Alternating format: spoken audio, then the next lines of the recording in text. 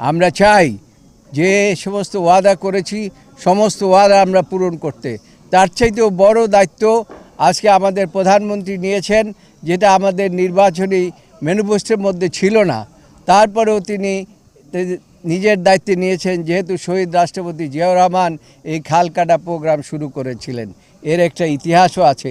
তার কারণ আমরা কোরিয়াতে গিয়েছিলাম, তখন কোরিয়াতে আমরা দেখেছি যে মানুষ কীভাবে দুইবার ধান উৎপাদন করে মানুষের খাদ্যের সমস্যার সমাধান করে। সেখান থেকে এসে আমরা প্রথমে খাল কাটা প্রোগ্রাম শুরু করেছি। শহীদ রাষ্ট্রপতি জিয়াউর রহমান এই খাল কাটা শুরু করে তখন আপনাদের মনে আছে যে একটা দুর্ভিক্ষ চলছিল, সেই থেকে এদেশের মানুষকে রক্ষা করেছে।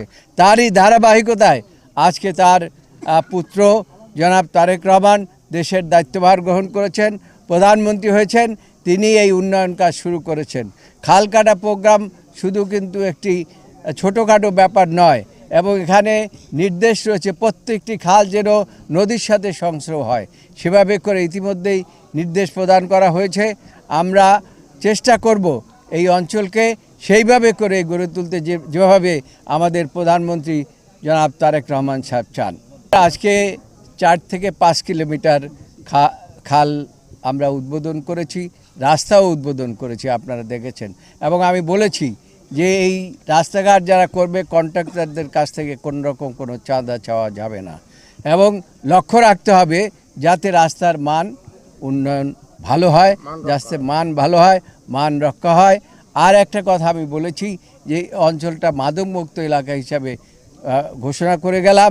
যদি কোনো মাদক কারো কাছে পাওয়া যায় এবং বিক্রি করতে পাওয়া যায়, খেতে পাওয়া যায়, তাদেরকে যদি আইনশৃঙ্খলা বাহিনী ধরে নিয়ে যায়, তাহলে আমি বিএনপি নেতা কর্মীদেরকে আমি অনুরোধ বলেছি যে তারা যেন কোনো অবস্থাতে থানায় তাদেরকে ফোন করে ছাড়াবার কোনো ব্যবস্থা না করেন। এই খাল কাটলে পানি, এখানে যে আপনারা জানেন যে পানির যে সেচ ব্যবস্থা, এইটা বাংলাদেশে অনেক জায়গায় খুবই খারাপ অবস্থা। এর একটা আবার এখন বলতে হয়, এর একটি কথা বলতে হয় যে শহীদ রাষ্ট্রপতি জিয়াউর রহমান বলেছিলেন যে বাংলাদেশের মানুষকে আল্লাহ তাআলা মারবে না, পানিতে এই দেশের মানুষ মারা যাবে না। এবং সেই জন্য এই যে আল্লাহর থেকে যে পানি আসে, এই পানি রাখার একটা ব্যবস্থা থাকতে হয়।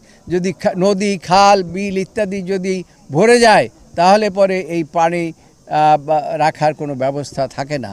সেই জন্য আমরা এই খাল কেটে আমরা চাচ্ছি পানির ফ্লোটাকে সচল রাখতে।